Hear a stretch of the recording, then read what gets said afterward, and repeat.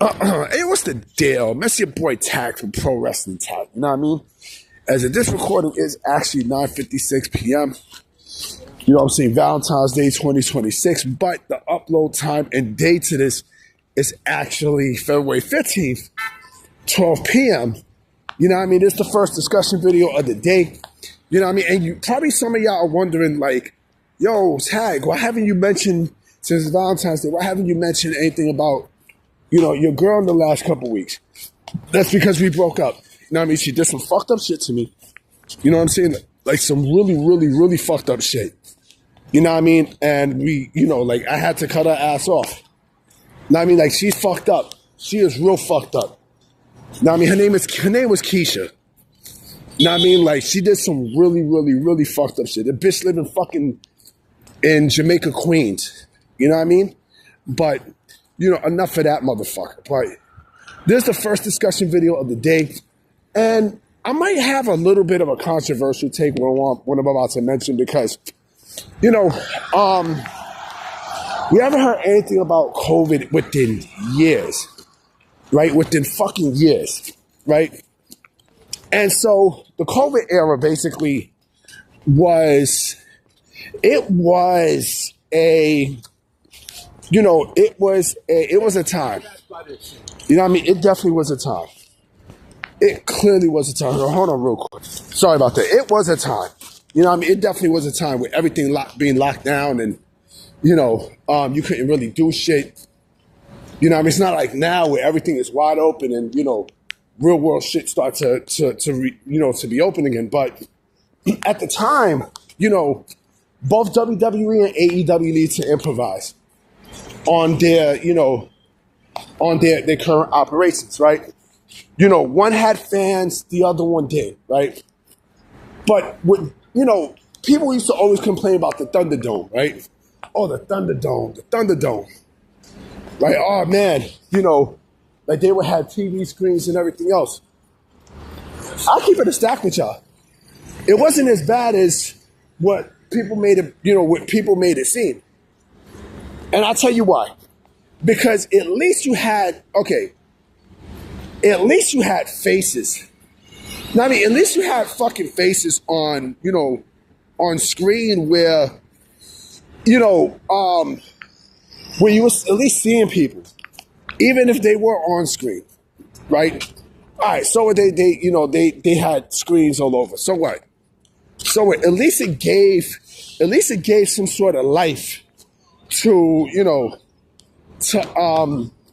WWE's programming at that time. It wasn't as bad as what people thought it would be. Cause remember, because of certain restrictions and since they weren't able to bring people, back into public venues and shit, right? So people watching this shit in the comfort of their own home, right? They was on the screens and everything else. So it wasn't bad like it all made it seem. Shit, think about this, right? They rented out, and I think it was smart for WWE to do this, right? Where they rented out an arena, right? They rented out an arena, and they basically was doing tapings. They were doing tapings of, shows and shit, right? The pay-per-views they were doing live. The pay-per-views they were doing live, all within that one space, right? But the smart thing too was that they were keeping dirt sheets away from what they really wanted to do, right? So the fact that people complained about, we're in the screen and such, who gives a fuck? I mean, who really gave a fuck? I mean, again, if you think about it, it actually gave life. It gave life to, the programming when it needed it, right? And so they was able to improvise and they were able to, to do this, that, and the third and such, right? So it wasn't a bad thing. It really wasn't. Now, I mean, it definitely wasn't. Like, and they were also able to do like they were able to turn the screens, I think, into like little Titantrons and this, that, and the third. Right? And yes, you did have fans who were taking full advantage of the Thunderdome, of the screens and such, putting stupid shit up. You know what I mean? Like someone getting their head cut off and all this other bullshit. But again, nonetheless, it was not a bad thing. I think at the time they needed something that stuck out, and they did stick out. They actually did stick out. And I'm shocked. Me personally, I'm shocked that, and I could be wrong, but I don't think WWE 2K22 had the Thunderdome and such. I don't remember. It was not a bad thing. It really wasn't. I mean, it definitely wasn't. It was a lot better than being in the Performance Center. I can tell you that much. It was a whole lot better because at least they had room to, to do shit there. Now, I mean, like, yeah, you saw faces. Like, yeah, you had faces there. Now, I mean, you clearly had faces on the screens and shit, right? But again, if we are talking about, if we're talking about a place where they was able to see people, I think the Thunderdome was not a bad idea. Like theoretically, it wasn't a bad idea.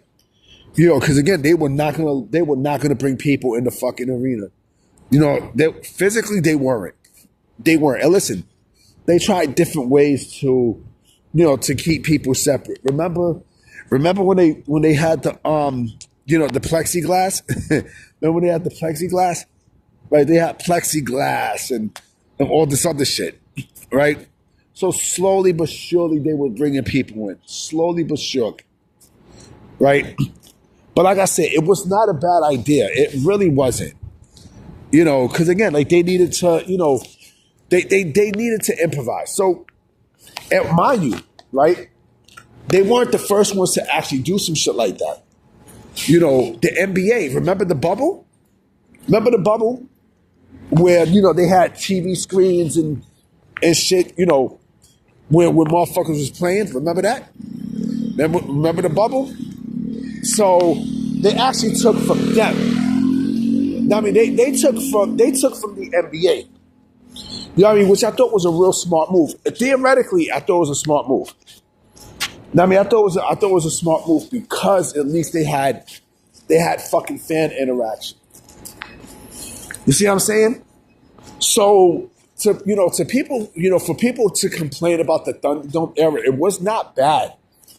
It really was not bad. The only thing that was bad was Vince being in charge. You know what I mean? That's the only thing that was bad was Vince. Vince still running the show and running creative and and fucking up the entire process for WWE at the time. Right? But of course, little did we know, right? Little did we know that his ass was going to be ousted, I think 2 years later, and we all know he's never coming back. He is never coming back. As much as people can bitch and moan and complain, oh man, Vince is definitely got, he owns a stake of TKO, and that doesn't mean shit. He's not coming back. He's not coming back, especially with the decisions that they've been making. Everything that they've been making has been anti-Vince. But yeah, I mean, look, the Thunderdome, it basically was, it was WWE's safe space to create shit, right? So you really can, and I think, if I'm not mistaken, I think they had mods. I think they had mods in creating the Thunderdome in WWE 2K games. I think. I'm not absolutely sure. I will have to go back and check. I clearly will have to go back and check because of, I know I would have sworn that I saw like mods of screens, and I mean, I don't know how they could pull it off. You know what I mean? Like, it wouldn't be impossible to pull it off, though. I don't think it would. I don't think it would be impossible to pull that off. But anyway, let me know what you guys think.